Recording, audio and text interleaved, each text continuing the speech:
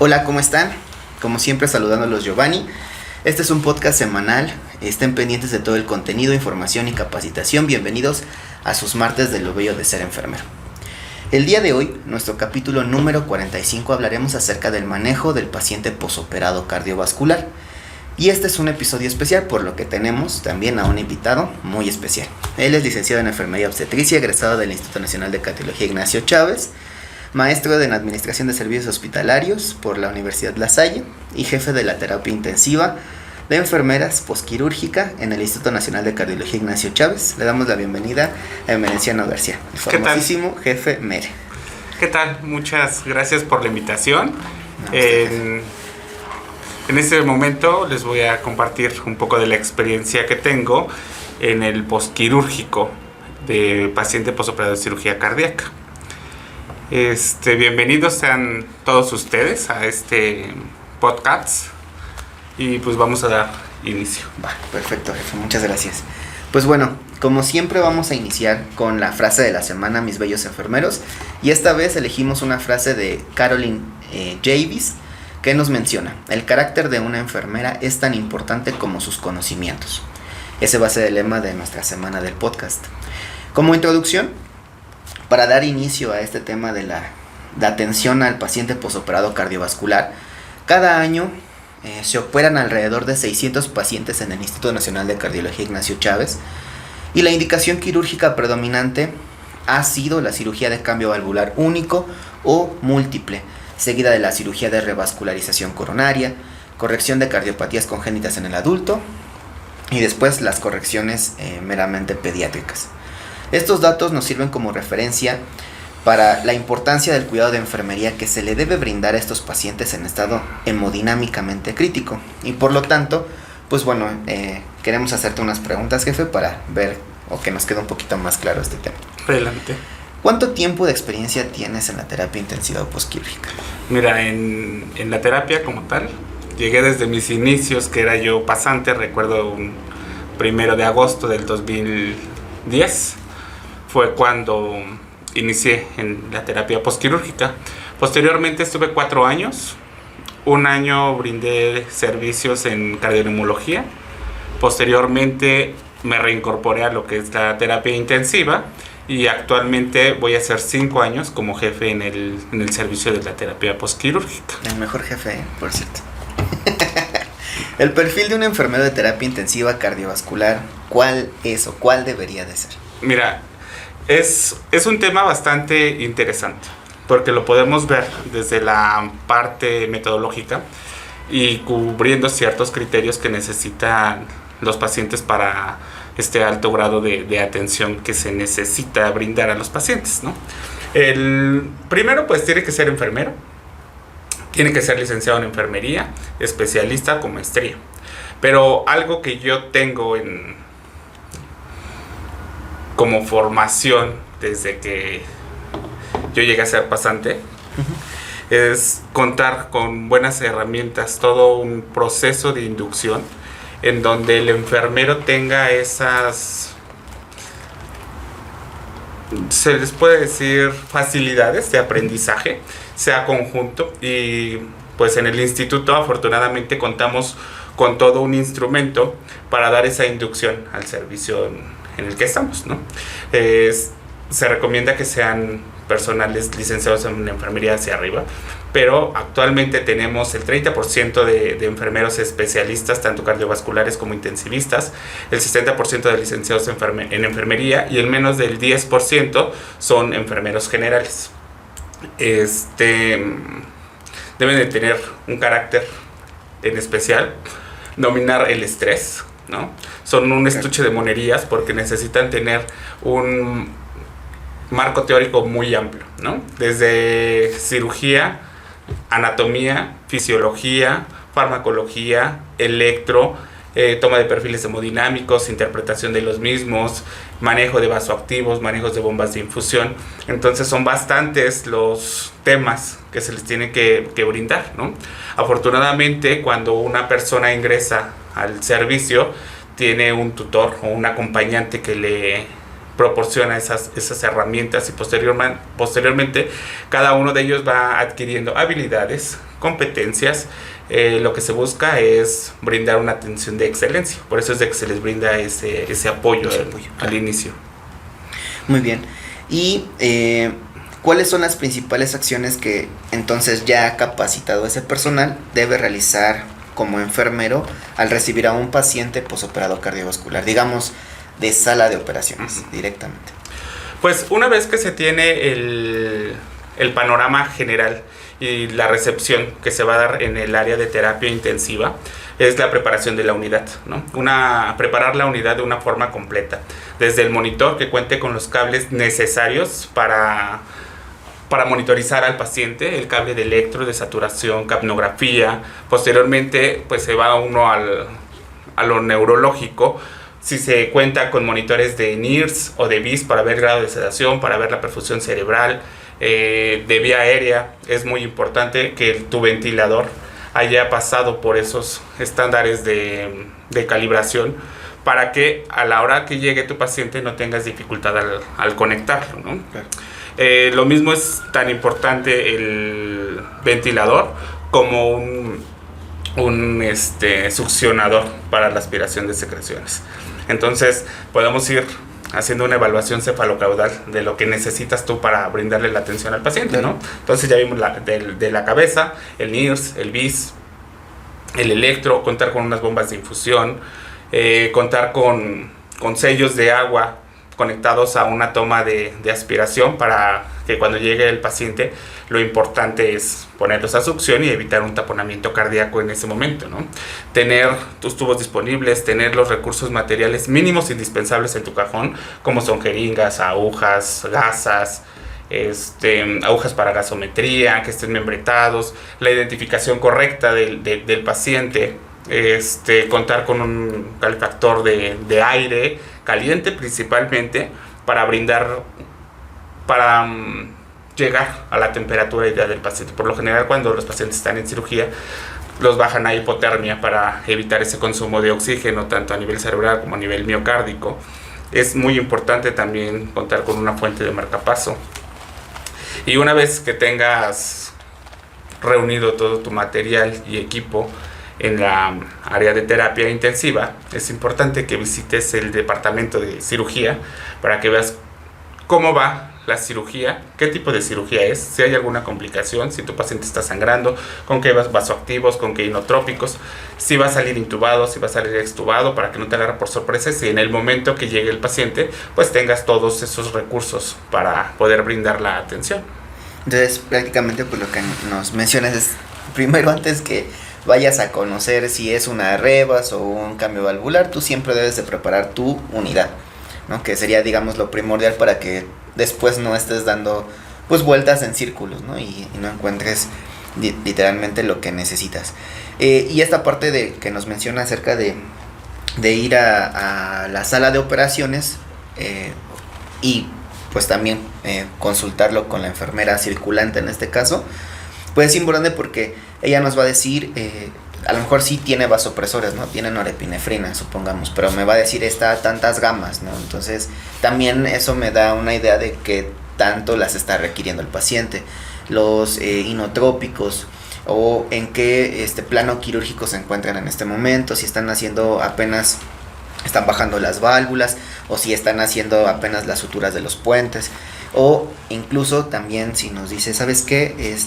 Se le colocaron 2 o 3 drenajes, ¿no? Porque muchas veces nos toca que tiene un pleural derecho, un pleural izquierdo y un retroesternal. O tiene un retroesternal, un retrocardíaco y un pleural.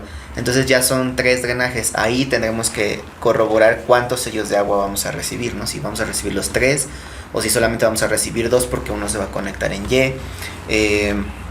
Tal vez también un poquito acerca de el tipo de cirugía. Digo, les mencioné las que son más comunes, pero hay cirugías que son mucho más complejas, como la traumaendarterectomía pulmonar, que el paciente baja hasta una hipotermia de menos de 15, bueno, de hasta 15 grados más bien, centígrados, y entonces, bueno, ahí también tendremos ciertas especificaciones. Usualmente Tenían otro protocolo, pero las últimas 2 que yo recuerdo ya las recibimos ahí en terapia intensiva. Así es. Pues bueno, también eso es algo importante. ¿Por qué cuando llega el paciente posoperado cardiovascular priorizamos un perfil hemodinámico?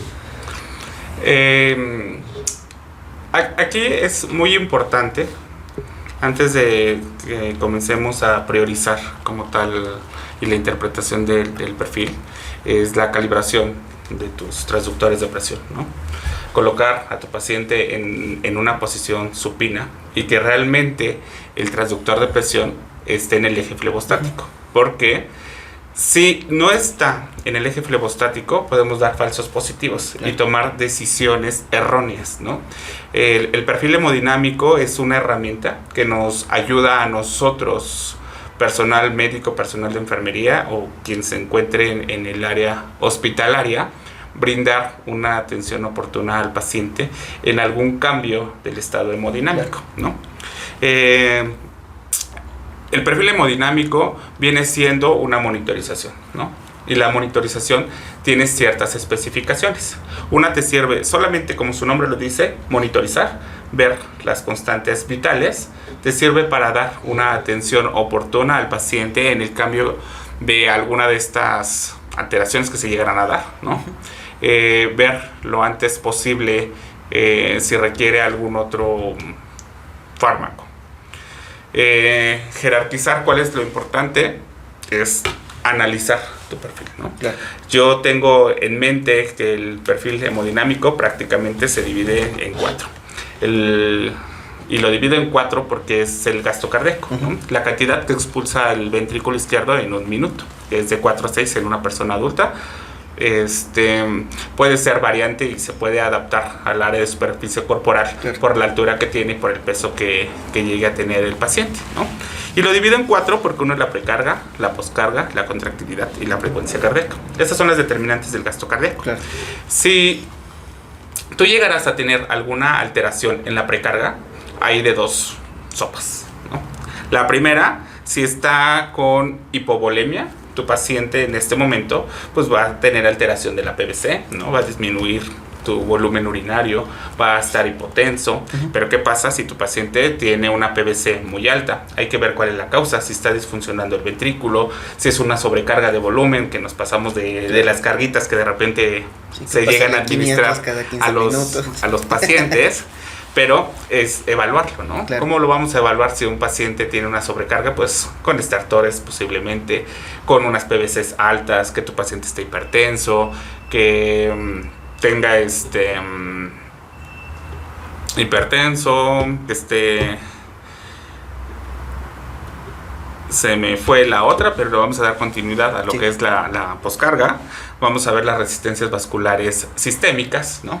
Es muy importante conocer cuáles son los parámetros que llegamos a tener, que son de 800 a 1200 dinas, para ver si tu paciente tiene unas resistencias bajas o las tiene altas, ¿no?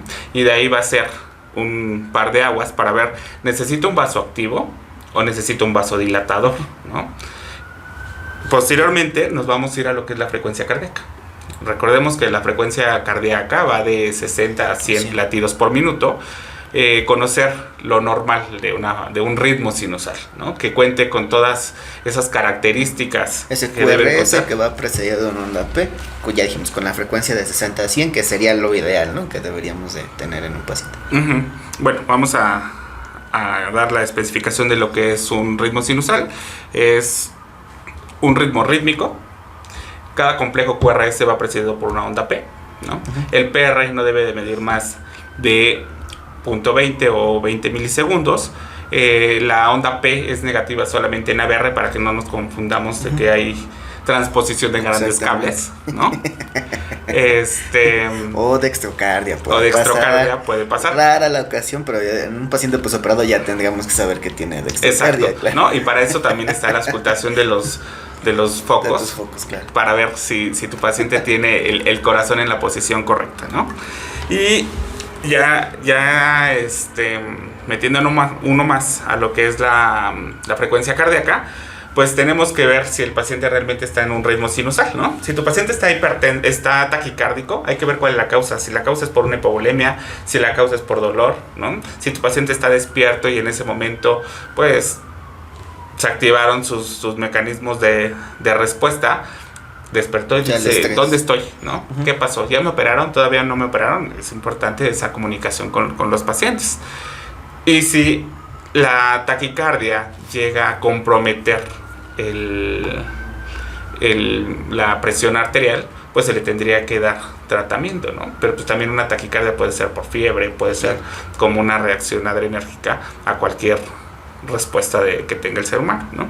Si tu paciente baja de la taquicardia a la bradicardia, pues hay que ver también cuál es la causa de la bradicardia, si el paciente salió bloqueado, si necesita marcapaso. Afortunadamente los pacientes postoperados de cirugía cardíaca salen con un marcapaso epicárdico, ¿no? Pero no siempre es funcional. Claro. Hay que tener y contar con diferentes dispositivos para poderle brindar la atención. Existen dispositivos de marcapasos transvenosos o transcutáneos, ¿no? Si es un caso de urgencia y tienes un carro de paro, pues es mucho más rápido colocar unos transdérmicos que colocar un endovenoso, ¿no? Porque el endovenoso necesitas un introductor, meterlo, que capture, que sense, y creo que se pierde tiempo. Bueno, ahí también va a depender de la habilidad que tenga el médico para la colocación de este introductor y colocar el marcapaso, ¿no? Reconocer si tu paciente tiene algún tipo de bloqueo, ¿no? Existe el bloqueo de primer grado, en donde solamente hay un alargamiento del BRE mayor de 0.21 o 5 cuadritos en el electrocardiograma. Bloqueo de segundo grado, MOVITS 1 o MOVITS 2, ¿no? Y el bloqueo de tercer grado, en donde hay una disociación auriculoventricular, en donde la P puede estar precedida del complejo QRS, puede estar montada en el complejo QRS o puede estar después del complejo dirían QRS. Por ahí andan todos por su lado, ¿no? O sea, hay infinidad de P's y solamente hay pocos QRS, y ahí es donde, pues bueno, podemos identificar más rápido un bloqueo completo, ¿no? O de tercer grado, que es como lo conocemos, y ahí ya sí necesitaríamos, bueno, de primera instancia, pues este marcapasos transdérmico, pero el paciente ya tendría que, a partir de ahí, pues tendríamos que solicitar la atención de electrofisiología, ¿no? En este caso para, bueno, o sea, los médicos no tendrían que solicitar esto para que el paciente pues le coloquen un marcapasos definitivo. La colocación del marcapaso definitivo tarda un poquito en tomarse esa decisión. Las primeras 72 horas o los primeros días posoperado, el corazón pues puede tener esa respuesta inflamatoria, ¿no? Se tiene que analizar. Ya si después de este periodo el paciente sigue estando dependiente totalmente de marcapaso, pues se solicita el apoyo a otro servicio de electrofisiología para que le realicen un mapeo o le coloquen algún holter y ver si hay arritmia, si es bradicardia o si está totalmente dependiente de marcapaso para la colocación del mismo, ¿no? O de un DAI. Claro. Entonces, dependiendo del tipo de arritmia, pues va a ser lo que se tiene que brindar. Y en estos pequeños temas que vamos dando, todavía nos falta lo de contractilidad, se puede formar todo un marco teórico, claro, ¿no?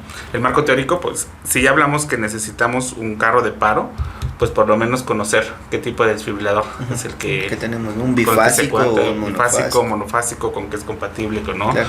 Los medicamentos que tienes de urgencia, cuántos administra, dosis, vías, el tiempo entre uno y otro, qué es lo que se espera de respuesta después de administrar ciertos medicamentos como la adenosina o como la adrenalina, cuánto tiempo tienes que esperar. Y pues ya por último, hablando de estos 4 puntos de precarga, poscarga, contractilidad y frecuencia, pues vamos a llegar a lo que es la contractilidad, ¿no? La contractilidad, si está disminuida, pues el corazón prácticamente no está expulsando nada. Exactamente. O una mínima cantidad de sangre que no le alcanza a brindar el aporte necesario ni al corazón, ni al cerebro, ni al riñón, ¿no? Entonces, si un paciente se encuentra con bajo gasto cardíaco, alterado por alteración de la contractilidad, pues vamos a tener mucha repercusión, ¿no? Y aquí es cuando se tienen que utilizar medicamentos inotrópicos, ¿no? En el instituto podemos utilizar levosimendan, dobutamina o si no llegaras a tener estos medicamentos donde nos escuchen, pueden utilizar también dopamina, una dosis beta 1 que tiene sus efectos a nivel del músculo cardíaco, ¿no? Si nos vamos a otros a otras unidades o a otras gamas, pues vamos a tener el efecto dopa o el efecto alfa, que no es lo que necesitamos. Lo que necesitamos en este momento es mejorar la contractilidad cardíaca. Si a pesar de tener estos sinotrópicos y sigue dándose bajo el gasto cardíaco, pues se pueden utilizar dispositivos de asistencia ventricular, ¿no? Uno de ellos es el balón intraaórtico de contrapulsación, que te va a ayudar a mejorar esa perfusión a nivel coronario, a disminuir esa precarga de volumen en el ventrículo izquierdo, y te va a favorecer a mejorar el gasto cardíaco. Sí, de hecho, por ahí hay artículos donde sí está ya totalmente comprobado, porque hace unos años, a lo mejor, no sé, unos 5 o 10 años, se tenía como esa duda, ¿no? Acerca de que si realmente el balón de contrapulsación mejoraba el gasto cardíaco, pero bueno, ya se ha comprobado por medio de artículos científicos que sí, o sea, a lo mejor no es lo que pudiera elevar un gasto cardíaco, digamos, el uso de un levosimendan o incluso el uso de otro tipo de terapias para ayudar la función ventricular, pero sí nos ayuda a mejorar el gasto cardíaco, sobre todo en esta parte de la reperfusión coronaria. Y si estamos hablando de un paciente que fue sometido, como les explicaba al principio, de una revascularización coronaria, que estuvo grave, a lo mejor no solamente en cirugía, sino que el proceso del infarto al miocardio como tal fue un proceso grave, que el paciente se vio pues críticamente inestable desde un inicio, pues entonces un balón de contrapulsación le va a ayudar pre-cirugía y post-cirugía, ¿no? Todavía un poquito más. Muy bien, jefe. Un poquito más. Ahorita me estaba yo enfocando prácticamente a todos los valores que te brinda lo que es el gasto cardíaco, ¿no? Y me enfoqué como si lo estuviéramos monitorizando por un catéter de Swan-Ganz o de flotación, ¿no? En la actualidad hay algunos estudios que dicen, o en algunas instituciones, que el catéter de Swan-Ganz ya está en desuso, ¿no? Que ya no funciona. Sé que existen nuevo monitoreo hemodinámico, ¿no? Como el EB1000, que te mide tanto la función cardíaca, las resistencias, y el ELWI, que es el agua pulmonar. Ya la puedes medir a través de este dispositivo. O también está el Vigileo, que a través de una línea arterial te alcanza a dar parámetros de gasto cardíaco y resistencias vasculares e índice cardíaco. Pero ahorita en el instituto está de auge todavía el Swan-Ganz, porque les ha servido a los médicos como determinante para la colocación también de un ECMO, ¿no? Claro. Que es un dispositivo más invasivo en estas fallas de choque cardiogénico o fallas de los ventrículos, tanto derecho, izquierdo, uno o de los dos lados. Ahí me voy a hacer promoción. Pueden escuchar el episodio número 19, el 20 y el 25. En esos 3 episodios hablamos un poquito acerca del ECMO, de cómo funciona, cómo ayuda propiamente al corazón, e incluso también puede ayudar a los pulmones, y pues se pueden enterar un poquito acerca de ello. En el episodio 20 y en el 25 estuvieron perfusionistas aquí hablando con nosotros, que son los enfermeros especializados pues en este tipo de terapias de circulación extracorpórea. Ok, entonces, ¿qué es lo que tienes que priorizar ante tu perfil hemodinámico? Lo que ponga en riesgo la vida de tu paciente, ¿no? Claro. Si tu paciente está con una taquicardia, supongamos de 120, y tienes una perfusión con una presión arterial media arriba de 65, sí está taquicárdico, pero no está inestable, ¿no? Claro. Que si tu paciente está presentando una taquicardia supraventricular con una frecuencia de 180, pues en este momento hay que darle atención a la frecuencia cardíaca, claro, porque te va a bajar por ende el gasto cardíaco, ¿no? No es lo mismo que tu corazón se esté contrayendo hasta 100 latidos por minuto, claro, que de repente se aviente así, ¿no?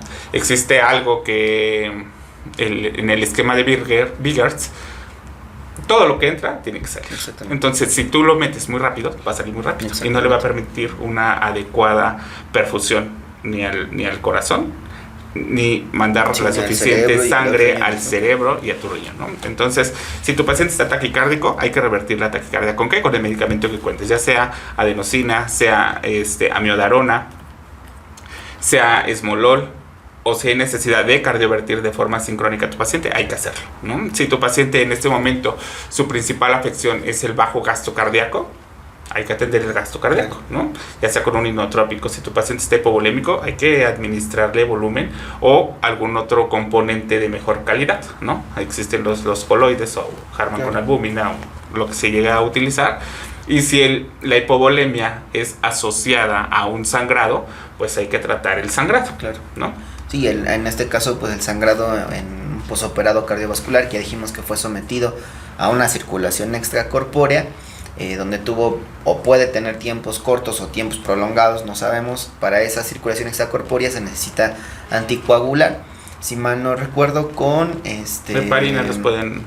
con heparina, pero son, si mal no recuerdo, creo que son 300 unidades por kilogramo.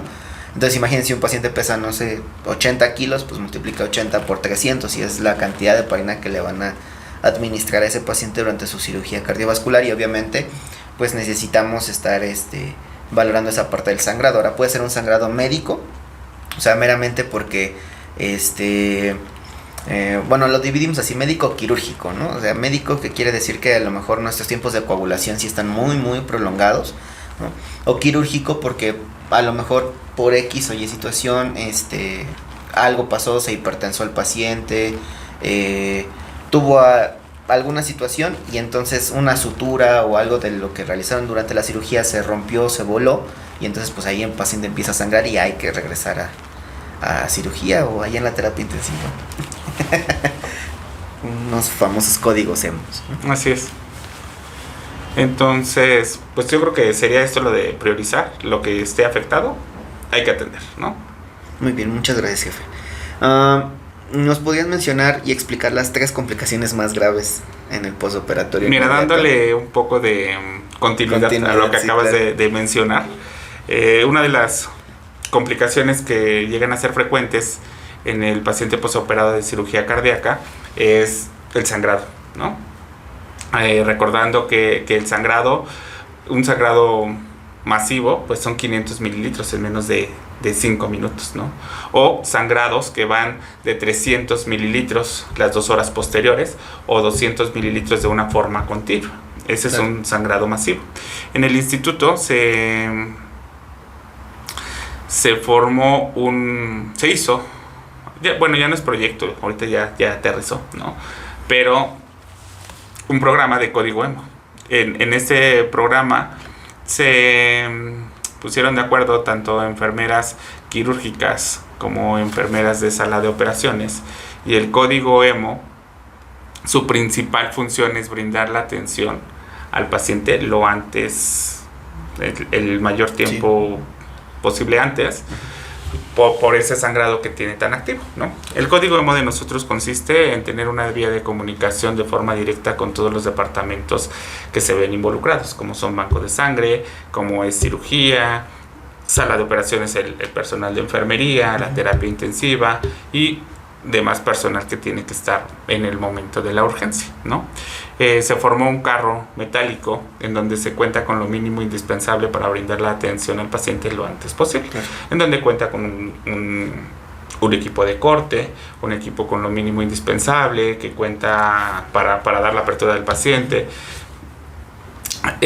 insumos como son Duraprep, Cloraprep, jeringas Septo y Ancauer, tubos de aspiración. Es muy importante que se tenga todo este equipo reunido tanto con la vigencia, ¿no? Que estén con unas fechas de caducidad vigentes para no andar corriendo y tampoco poner en riesgo la vida del paciente, que se cuente con una mesa de mallo para poder abrir lo que son tus campos y depositar ahí todo el material que se necesita, ¿no?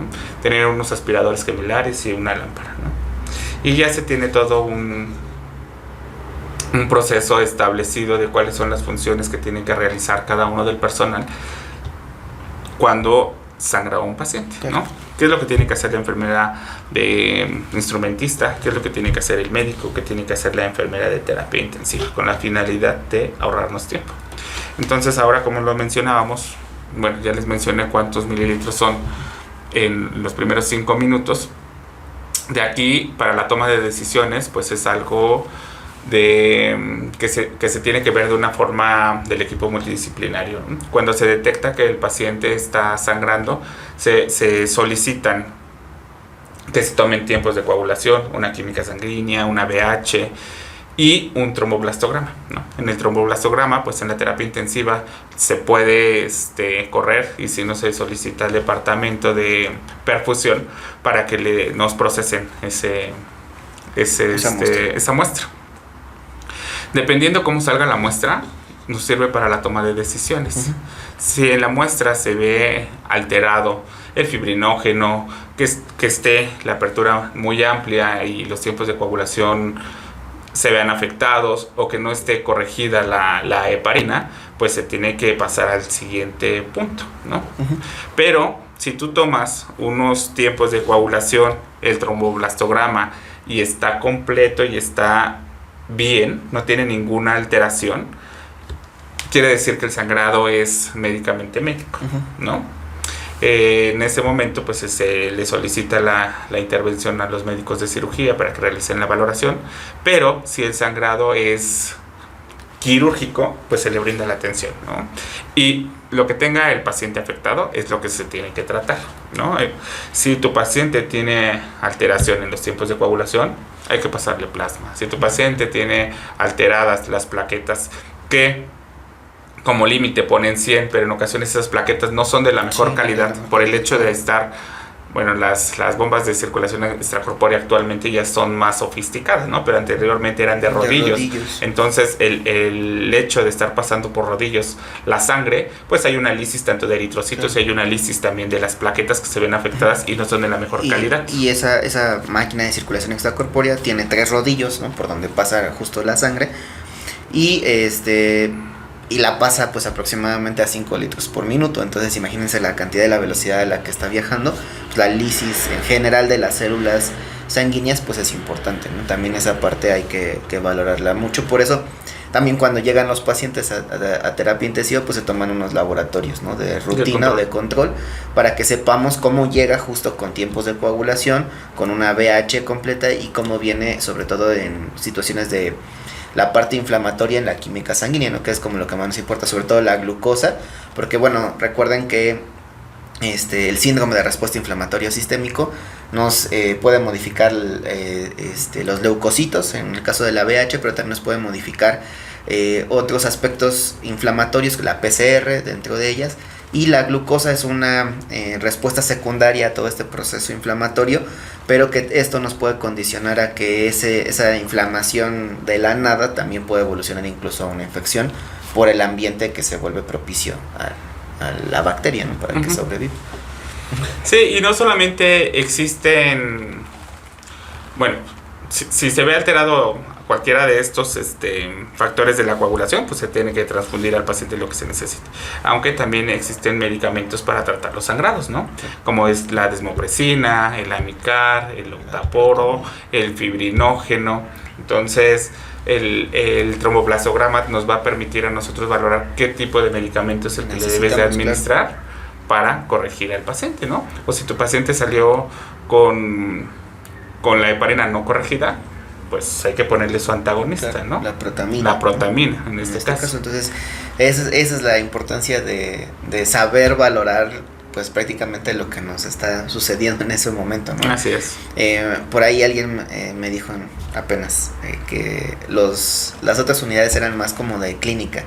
Y yo le dije, pues yo creo que la terapia intensiva también es mucho de clínica, porque pues tienes que saber valorar lo que está pasando, ¿no? O sea, por mucho que yo tenga 5 monitores que me estén diciendo todo lo que necesito saber de mi paciente, pues yo necesito saber por qué ese NIRS me está marcando a nivel cerebral 48 y a nivel renal me está marcando 69.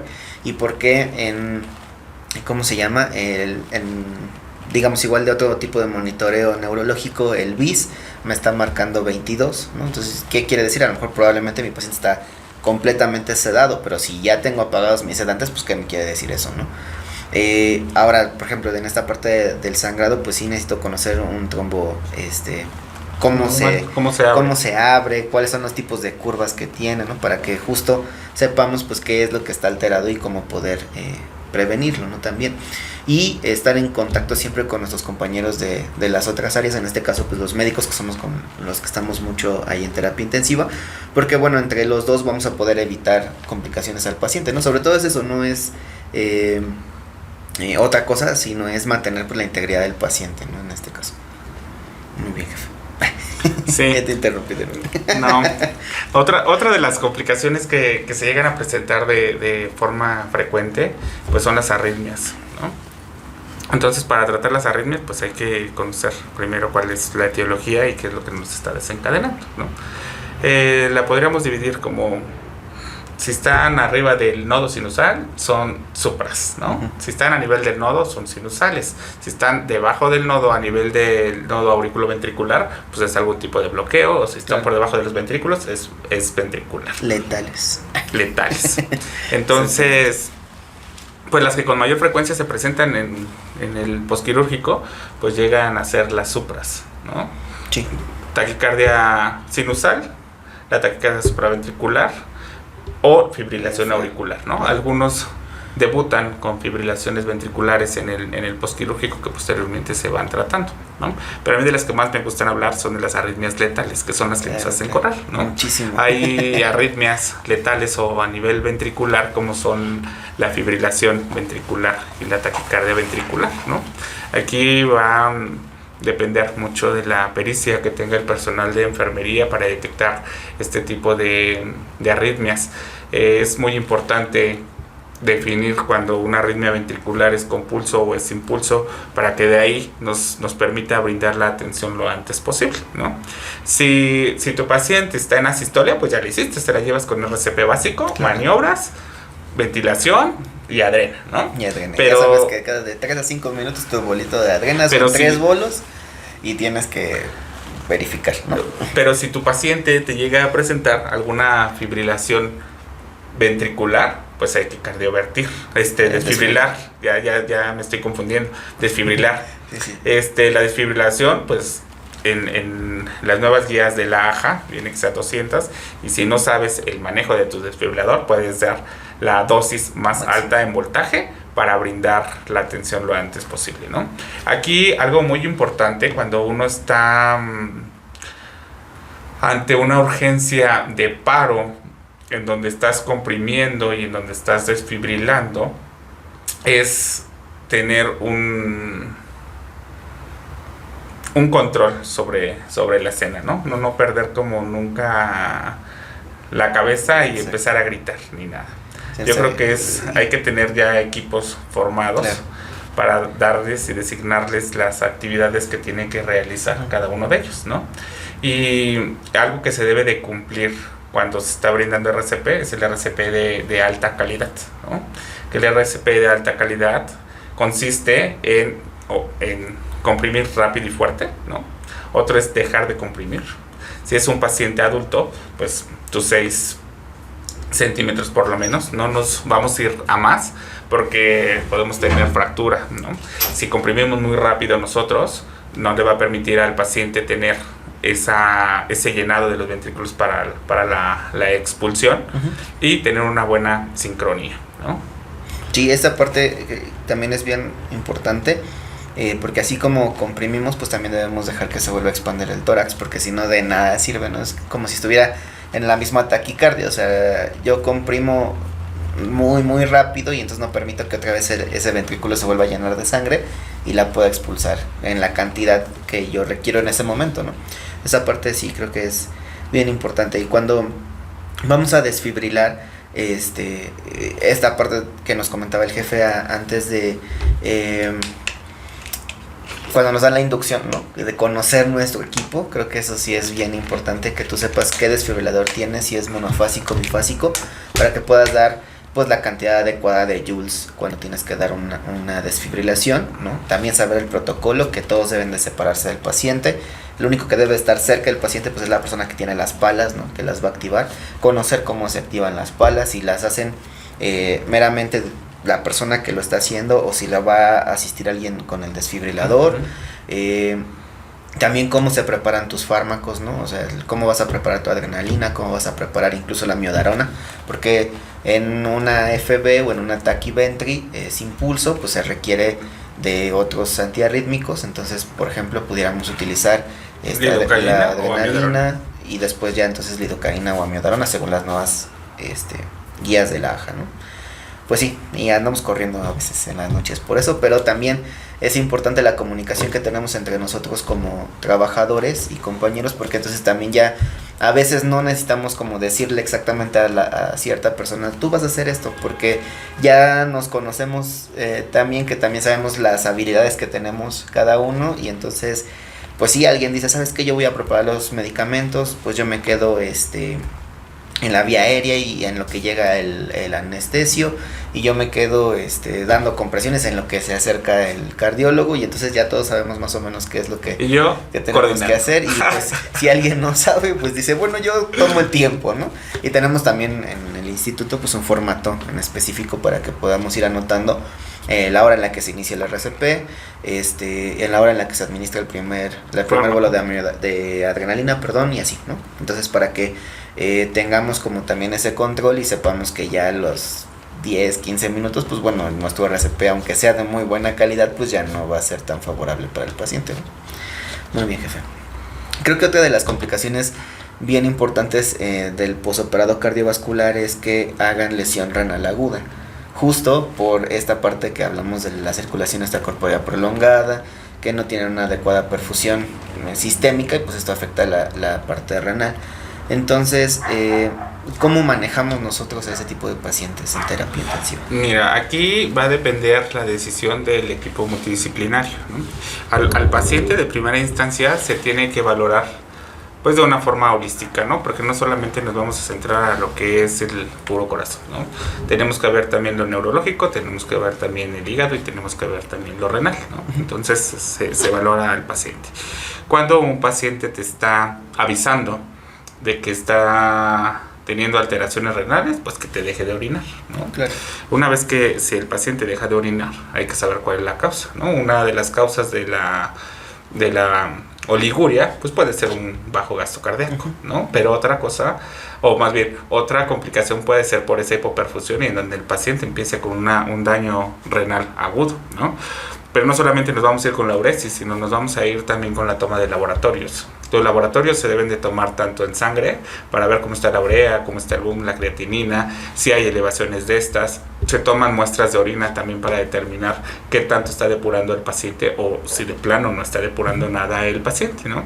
Entonces el equipo médico, tanto de terapia intensiva como los nefrólogos, valoran al paciente. Se pide la interconsulta a nefrología valora todos estos estudios, tanto de laboratorio de orina como de sangre, y se decide la colocación de algún dispositivo, ¿no? Los dispositivos, por lo general, en un paciente en estado crítico se utilizan las terapias de reemplazo renal lentas, ¿no? O lentas continuas, llámese un Prismaflex, un Prismax, un Amplia, un Diapac, por ejemplo. Y lo que más me gusta es que en el instituto el personal de enfermería es el que se encarga directamente del manejo de esta máquina, ¿no? Creo que ya la mayoría estamos capacitados, o por lo menos gran parte del equipo en el que estamos tiene esas habilidades del manejo de estos dispositivos. Y afortunadamente el Prisma no solamente le sirve como para el daño renal, ¿no? Tiene diferentes usos, ¿no? No solamente está indicado en la falla renal, está indicado en la falla cardíaca, está indicado en el choque séptico. Entonces, aparte de mejorar la falla renal, también nos va a disminuir esa respuesta inflamatoria que pueda tener el paciente en ese momento. Sí, y este tipo de terapias, pues bueno, son bien importantes. También me voy a volver a hacer promoción. Tenemos otro episodio que me parece que es el 18. En el episodio número 18, ahí les explico un poquito acerca de las terapias de reemplazo renal lento continuo. No como tal, cómo prender un PrismaFlex, sino que allí hablo específicamente de las funciones que tiene esta terapia y cómo podemos darle una hemofiltración, una ultrafiltración, una hemodiálisis o una hemodiafiltración, y las características que tiene cada una de estas terapias para los pacientes que lo requieran así, ¿no? Entonces, esa parte también es bien interesante.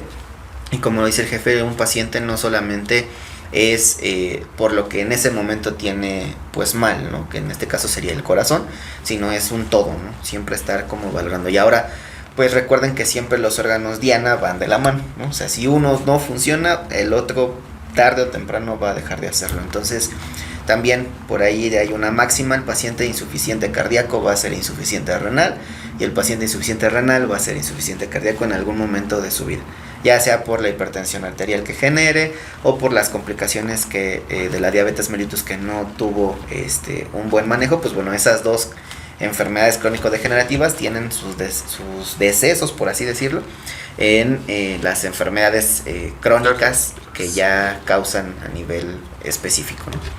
Muy bien, jefe, pues ahora quiero decirle a todos nuestros escuchas pues que tenemos una noticia de la semana.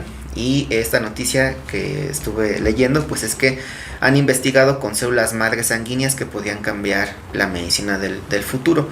En esta noticia pues prácticamente nos mencionan que aunque ya se había estudiado durante algunos años estas células madre pluripotentes, pues bueno, no las habían estudiado del todo, y actualmente pues se está tratando de diferenciar esa célula para poderla incluso hacer de manera artificial, y que esto pueda favorecer pues obviamente sobre todo en enfermedades crónico-degenerativas y en enfermedades autoinmunes, ya sea en este caso las crónico-degenerativas dentro del cáncer, y las autoinmunes pues por ejemplo en un lupus eritematoso sistémico, y que bueno, pues a partir de ahora van a empezar a hacer este tipo de estudios para que pues mejore la salud de nuestros pacientes.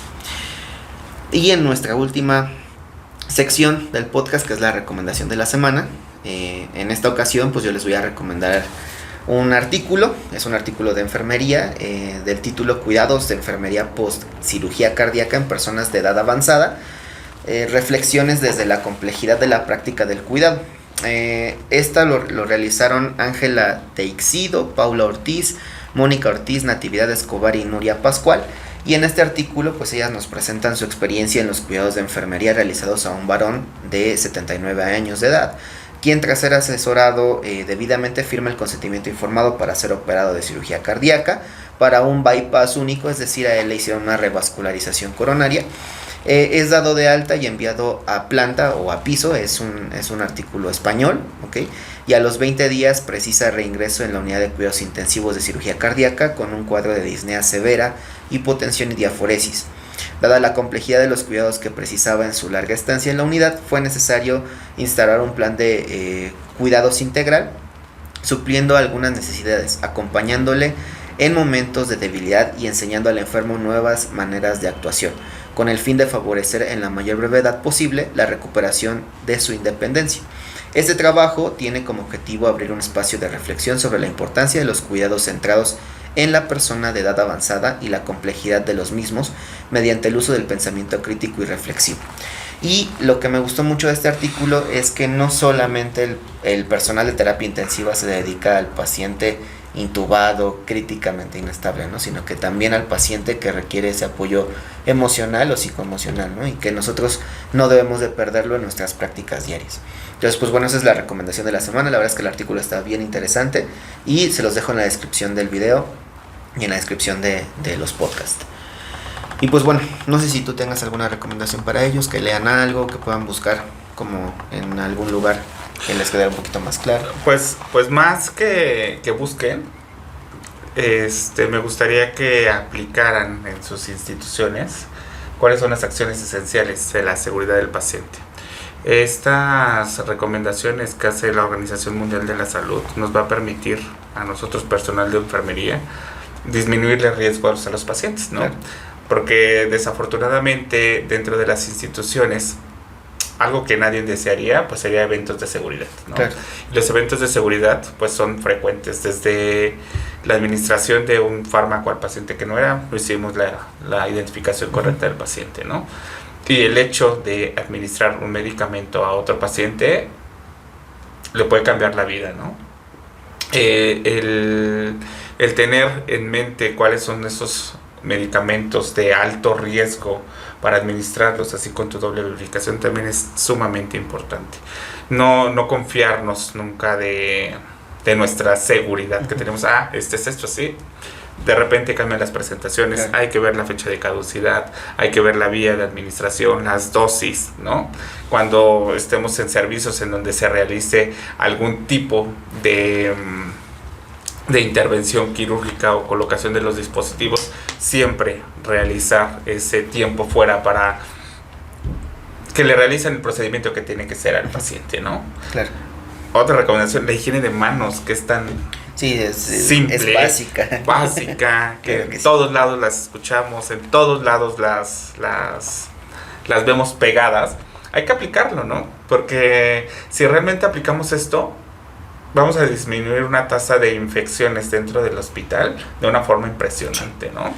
El lavado de manos yo creo que es la piedra angular para disminuir las infecciones a nivel nacional, a nivel internacional y a donde sea, ¿no? Sí, de hecho el Instituto Nacional de Cardiología tiene como mucho ese hincapié, incluso las estadísticas, ¿no? Por año, por mes, por servicio, por todo, cómo se han ocasionado pues en algunas ocasiones infecciones, ¿no? Que pudieran bien ser, no está corroborado, pero pues es una sugerencia, una inferencia, que pueden ser porque nosotros no nos estamos lavando bien las manos, y no solo enfermería, ¿no? Sino en general el personal que entra con ese paciente en ese momento, desde el de intendencia para hacer su práctica y ayudarnos con la limpieza, hasta el radiólogo que entra a tomar una placa de rayos X portátil, ¿no? Y el camillero que también está movilizando al paciente, el médico que entra a hacer sus valoraciones, y nosotros, que estamos pues mucho más en contacto con ese paciente, pues creo que sí es bien importante que recalquemos ese lavado de manos, aunque a veces nosotros ya digamos, es que ya no lo dijeron 1000 veces, pues sí, pero 1000 veces y sigue pasando, ¿no? Entonces van a ser otras 1000 y otras 1000 y otras 1000 hasta que todos estemos en el mismo canal. Sí, algo que también es muy importante es pues la reducción de las caídas de los pacientes a nivel hospitalario, ¿no? Yo creo que no es válido que un paciente entre a operarse del corazón, ¿no? Y termine con un traumatismo craneoencefálico. Termine con un traumatismo craneoencefálico, un traumatismo de cadera, ¿no? Que posteriormente pues le va a tener alguna repercusión al final de cuentas. No sabemos si es el sostén de la casa, quién es, ¿no? Pero siempre hay que cuidarlos. Siempre hay que tomar esas medidas de precauciones. Y si nosotros detectamos algo, desde que un banco de los de altura que utilizamos no tenga esas gomas, hay que reportarlos, de verdad, hay que tener esa cultura del reporte, ¿no? Así como los eventos de seguridad también, no es malo. Incluso, ahorita que mencionaste eso, las acciones esenciales para la seguridad del paciente hablan específicamente un punto que dice cultura de seguridad del paciente, y ahí es donde tú le debes de enseñar al paciente cómo se va a mantener seguro, ¿no? ¿Por qué la importancia de los barandales? ¿Por qué la importancia de que te tiene que avisar si va a pararse, si no va a pararse, si va a orinar, si va a hacer alguna otra actividad?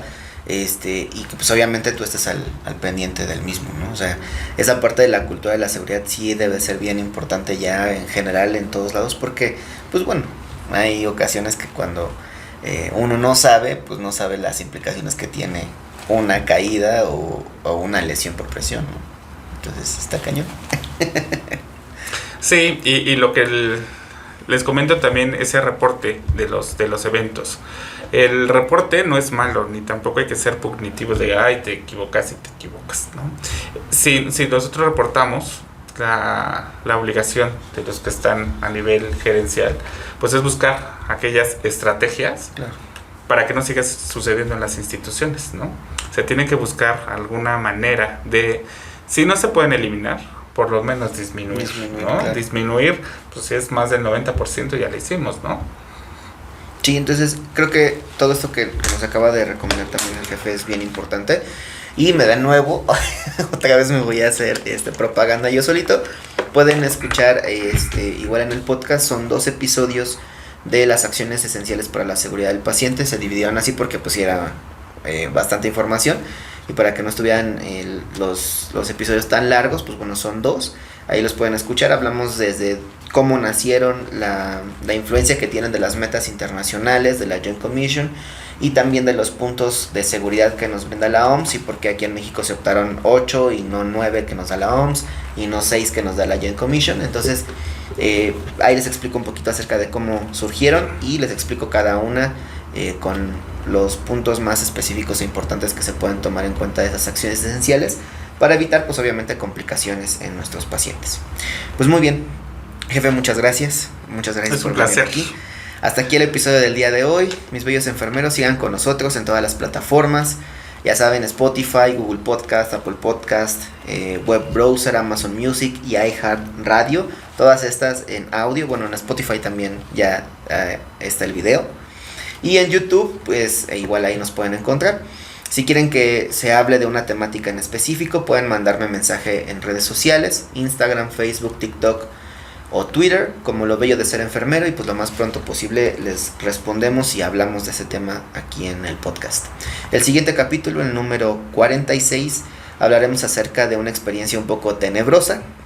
No se lo pierdan, espero que se encuentren muy bien. Y esto es Palabra de Nightingale. Gracias.